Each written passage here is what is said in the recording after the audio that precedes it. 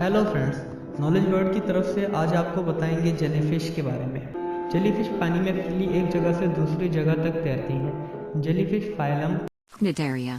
से बिलोंग करती है। इसकी 350 से ज़्यादा स्पेशीज़ को दरियाफ्त कर लिया गया है और कुछ स्पेशीज़ जिनमें से कुछ स्पेशीज़ समुंदर में पाई जाती हैं और कुछ स्पेशीज़ फ्रेश वाटर में पाई जाती हैं। जेलीफिश समुद्री सतह से लेके समुंदर की गहराई में भी रहती हैं। जेलीफिश मुख्तलिफ साइज में पाई जाती हैं। इनमें सबसे छोटी आरुकोंदजी स्पेशी है और सबसे बड़ी लॉइंसमैन स्पेशी है जो 8 फीट मोटी होती है। और आरुकोंदजी का साइज एक पिन हेड जितना होता है। जेलीफिश बाल या अम्ब्रेला शेप की होती है और इसमें बहुत से टेंटिकल्स होते हैं। जेलीफिश ट्रांसपेरेंट या वाइलेटली कलर की होती है। इसका मांस बहुत चिपचिपा होता है क्योंकि इसके जिस्म में 95% तक पानी होता है।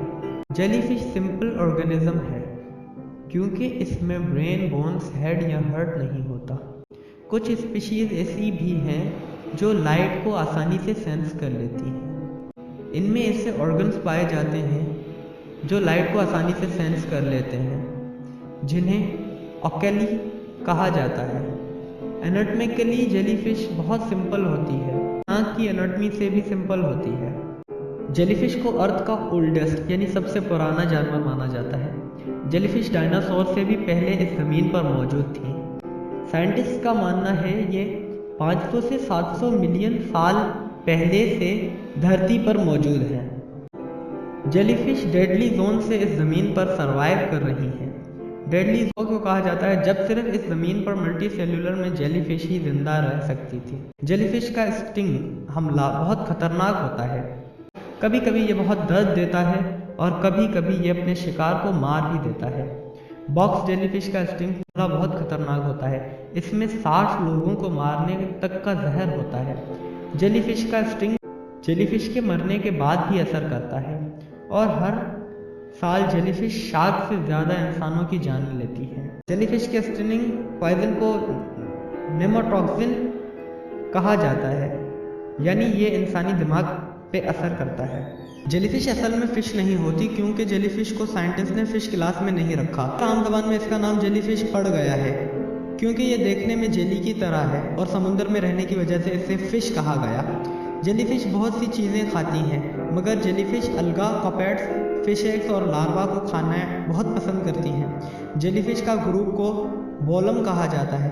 जेलीफिश की ज़िंदगी 2 फेजेस की होती है, मोबाइल फेज और स्टेशनरी फेज। स्टेशनरी फेज में जेलीफिश हिलती जुलती नहीं और मोबाइल फेज में ये हिल सकती है। जेलीफिश की लाइफ साइकिल 6 हिस्सों में डिवाइड की जा सकती है, जिसमें सबसे पहला स्टेज एग स्टेज होता है, जिसमें जेलीफिश अपने अंडे समुद्र में देके उन्हें समुद्री सतह पे गिरा देती है। इसके बाद उनका पेल्योनल लार्वल स्टेज बनता है। फिर जेलीफिश ज़मीन से फिक्स हो जाती हैं। इस स्टेज को पोलैप कहा जाता है। इसके बाद जेलीफिश स्ट्रोबाइला स्टेज में आ जाती है। फिर एफ्रिया स्टेज में जेलीफिश ज़मीन छोड़ देती है और इस स्टेज में जेलीफिश आसानी से एक जगह से दूसरी जगह मूव कर सकती हैं। इसके बाद जेलीफिश का आखिरी स्टेज यानी कि अडल्ट स्टेज आ जाता है। जेलीफिश कुछ आवर से कुछ मंथ्स तक ही जिंदा रह सकती हैं। दोस्तों, उम्मीद करते हैं आपको हमारी वीडियो पसंद आई होगी। अगर वीडियो पसंद आई तो लाइक ज़रूर करें और सब्सक्राइब करें हमारा चैनल।